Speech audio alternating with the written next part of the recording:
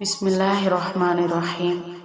حضرت ثوبان رضی اللہ عنہ جو کہ رسول اللہ صلی اللہ علیہ وسلم کے غلام تھے، ان سے روایت ہے کہ رسول اللہ صلی اللہ علیہ وسلم نے فرمایا، میری امت کے دو گروہوں کو اللہ تعالیٰ دوزخ کے عذاب سے بچائے گا۔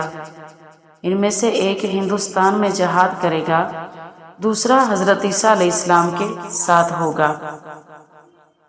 حضرت ابو ہریرہ رضی اللہ عنہ سے روایت ہے کہ رسول اللہ صلی اللہ علیہ وسلم نے ہندوستان کا ذکر کرتے ہوئے فرمایا، یقیناً تمہارا ایک لشکر ہندوستان سے جنگ کرے گا اور اللہ ان مجاہدین کو فتح دے گا، حتیٰ کہ وہ حکمرانوں کو بیڑیوں میں جکڑ کر لائیں گے۔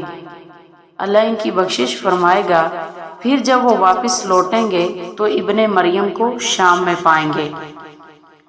تو حضرت ابو ہریرہ رضی اللہ عنہ نے فرمایا، اگر میں نے وہ غزوہ پا لیا تو اپنا نیا اور پرانا سب مال بیچ کر اس میں شرکت کروں گا۔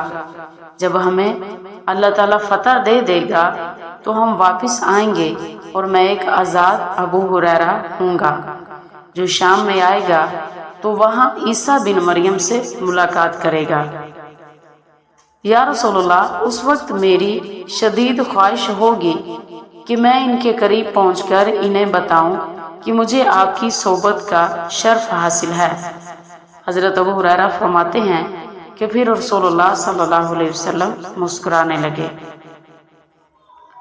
حضرت کعب رضی اللہ عنہ سے روایت ہے، فرماتے ہیں کہ بیت المقدس کا ایک بادشاہ ہندوستان کی طرف ایک لشکر روانہ کرے گا، وہ اس کو فتح کریں گے، پس مجاہدین ہند کی سرزمین کو پامال کر ڈالیں گے، اس کے خزانوں پر قبضہ کر لیں گے، پھر وہ بادشاہ ان خزانوں کو بیت المال کی تزئین کے لیے استعمال کرے گا۔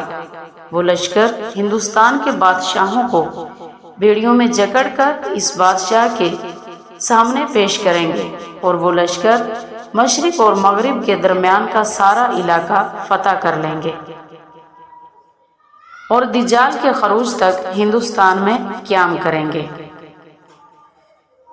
تو بعض حضرات کا کہنا ہے کہ عہد نبوت سے لے کر قیامت تک برِ صغیر یعنی ہندوستان میں پیش آنے والی مسلمانوں اور غیر مسلموں کی تمام لڑائیوں کو غزوہ ہند قرار دینا درست ہے۔